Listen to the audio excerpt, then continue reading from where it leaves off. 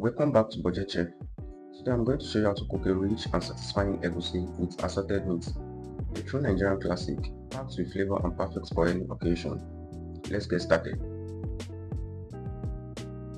For this recipe, you will need ground egusi, assorted meat, palm oil, onion, scotch bonnet peppers, seasoning cubes, locust beans, salt, and vegetables. Place the meat along with the ponmo in the pot. Add enough water and let it boil for about 5 minutes.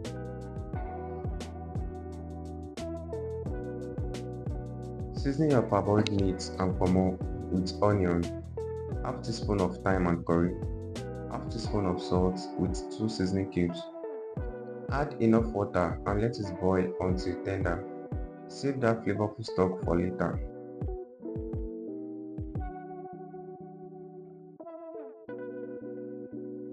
While the meat cooks, mix the ground egusi with a little water to create a thick paste. This paste is the art of our soup. Do not forget to subscribe, like, and hit the notification bell for more budget-friendly recipes. Once boiling, bring out the ponmo and cut into small sizes.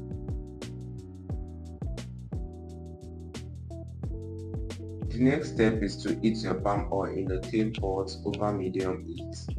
Add some chopped onions, locust beans, and fry.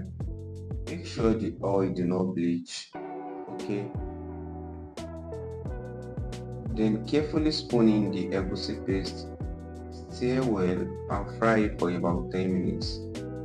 This helps release its rich flavor.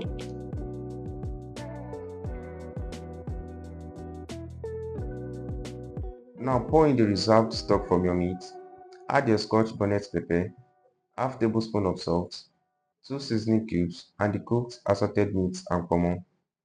Stir well together. Adjust the seasoning and water if needed, and let it cook for about 10 to 15 minutes so the flavors melt together.